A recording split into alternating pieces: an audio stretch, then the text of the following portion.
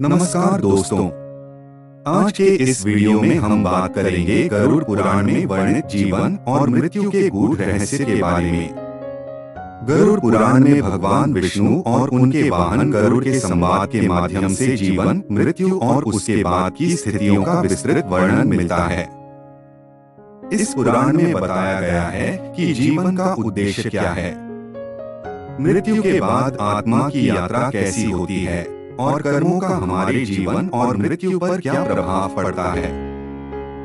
आइए जानते हैं कि गरुड़ पुराण में जीवन और मृत्यु के गूढ़ रहस्यों का वर्णन कैसे किया गया है। जीवन का उद्देश्य और उसकी वास्तविकता। गरुड़ पुराण में जीवन को ईश्वर का दिया हुआ उपहार माना गया है, जिसमें हमें अपने कर्मों के अनुसार सुख और दुख प्राप्त होते हैं। इसमें बताया गया है कि मानव जीवन दुर्लभ है और इसे केवल धर्म, सत्य और सत्कर्म के मार्ग पर चलकर ही सफल बनाया जा सकता है।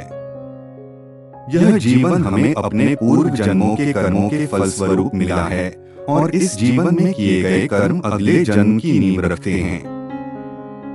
गरुड़ पुराण के अनुसार जीवन का उद्देश्य न केवल भौतिक सुखों की प्राप्ति है, बल्कि आत्मा की उन्नति और मोक्ष प्राप्ति भी है। मृत्यु का रहस्य। गरुड़ पुराण में मृत्यु को जीवन का एक अनिवार्य सत्य माना गया है। मृत्यु से बच पाना संभव नहीं है, यह केवल शरीर का अंत है, आत्मा का नहीं। गरुड़ पुराण में कहा गया है कि आत्मा अमर है और यह एक शरीर से दूसरे शरीर की यात्रा करती है। मृत्यु का समय और प्रकार हमारे कर्मों के अनुसार निर्धारित होता है। मृत्यु के समय आत्मा शरीर को छोड़ती है और अपने कर्मों के अनुसार आगे की यात्रा पर निकलती है। इसलिए मृत्यु को एक नई शुरुआत के रूप में भी देखा जा सकता है। मृत्यु के बाद आत्मा की यात्रा। गरुड़ पुराण में आत्मा की यात्रा का वर्णन बहुत विस्तार से किया गया है। मृत्यु के बाद आत्मा यमलोक की ओर प्रस्थान करती है, जहां उसे उसके कर्मों के आधार पर विभिन्न अनुभवों से गुजरना पड़ता है। आत्मा को यमराज के दरबार में लाया जाता है, जहां उसके सभी कर्मों का हिसाब किया जाता है। यमराज आत्मा को उसके पाप और पुण्य के आधार पर न्याय प्रदान करते हैं। यदि आत्मा ने जीवन में अधिक पुण्य किए हैं, तो उसे स्वर्ग की यात्रा करने का अवसर मिलता है, जहां उसे सुख संपदा और शांति का अनुभव होता है। इसके विपरीत यदि पाप किए गए हैं, तो उसे नरक में यातनाएं भोगनी पड़ती हैं। कर्म का सिद्धांत और पुनर्जन्म। गरुड़ पुराण के अनुसार कर्म ही जीवन और मृत्यु का आधार हैं।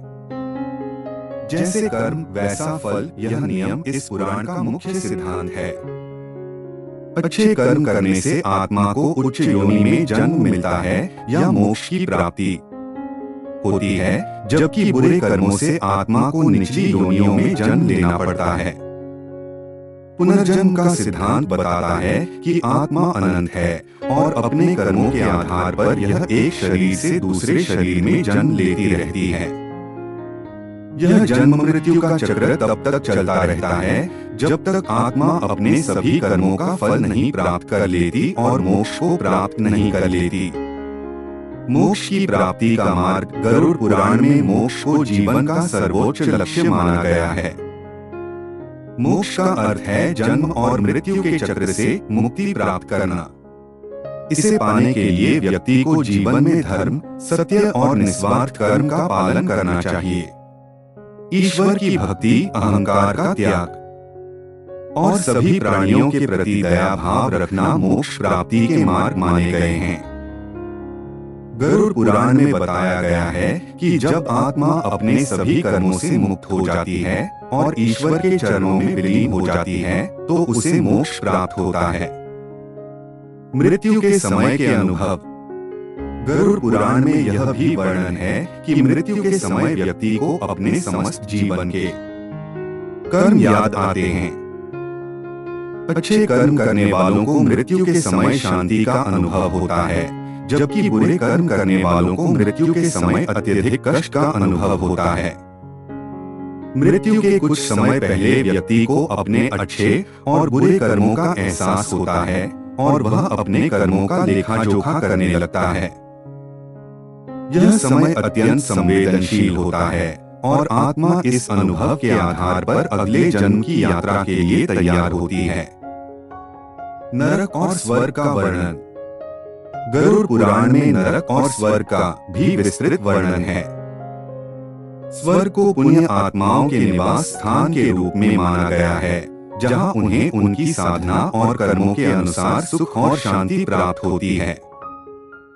वहीं नरक में पापी आत्माओं को उनके कर्मों के अनुसार यातनाएं दी जाती हैं। नरक में विभिन्न प्रकार की यातनाएं वर्णित हैं, जो आत्मा को उसके पापों के अनुसार दी जाती हैं। गरुड़ पुराण का उद्देश्य इन विवरणों से भय उत्पन्न करना नहीं, बल्कि व्यक्ति को सत्कर्मों के प्रति प्रेरित करना है। मृत्यु के बाद आत्मा का परिवार से संबंध। गरुड़ पुराण के अनुसार मृत्यु के बाद भी आत्मा का परिवार से कुछ समय तक संबंध बना रहता है। इस समय में आत्मा अपने प्रियजनों से मिलना चाहती है और उन्हें आशीर्वाद देना चाहती है। इसलिए श्राद्ध और तर्पण की प्रथा का महत्व बढ़ जाता है। इस प्रक्रिया से आत्मा को तृप्ति मिलती है और वह आगे की यात्रा पर शांति से जा सकती है। पितृपक्ष के दौरान आत्मा को श्राद्ध और तर्पण के माध्यम से सम्मानित किया जाता है, जो उसे सद्गति की ओर ले जाने में सहायक होता है। गरुड़ पुराण में मृत्यु का संदेश। गरुड़ पुराण मृत्यु को केवल एक देह परिवर्तन के रूप में देखता है। इसके अनुसार मृत्यु का उद्देश्य व्यक्ति को उसके जीवन के प्रति जागरूक करना है। मृत्यु का अनुभव आत्मा के लिए एक नई शुरुआत है, जो उसके अगले जन्म के लिए रास्ता बनाता है। इसलिए मृत्यु से भयभीत होने के बजाय इसे एक सत्य के रूप में स्वीकार करना चाहिए। गरुड़ पुराण का संदेश है कि मृत्यु से नहीं, बल्कि बुरे कर्मों से डरना चाहिए और अपने जीवन को अच्छे कर्मों से संवारना चाहिए। जीवन और मृत्यु का संतुलन। गरुड़ पुराण में जीवन और मृत्यु को एक संतुलन के रूप में देखा गया है। यह संतुलन हमें यह समझाता है कि जीवन का हर क्षण महत्वपूर्ण है और इसे सही कर्मों से भरना चाहिए। मृत्यु के बाद आत्मा का अपने कर्मों के आधार पर नए जीवन में प्रवेश करना इस संतुलन को दर्शाता है। इस प्रकार गरुड़ पुराण हमें जीवन और मृत्यु के बीच के इस गूढ़ संतुलन को समझने और अपने जीवन को सही दिशा में ले जाने के लिए प्रेरित करता है।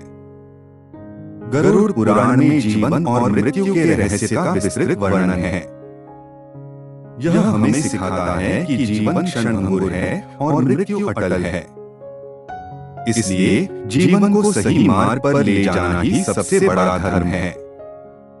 जीवन के अंतिम सत्य को समझकर और मृत्यु के रहस्यों को जानकर हम अपने जीवन को अधिक सार्थक बना सकते हैं। गरुड़ पुराण का उद्देश्य हमारे जीवन को पवित्रता, धर्म और आत्मविकास की ओर अग्रसर करना है, ताकि हम मृत्यु के बाद भी अपनी आत्मा को शांति दे सकें। आशा है कि इस जानकारी से आपको जीवन और मृत्यु के रहस्यों को समझने में सहायता मिलेगी।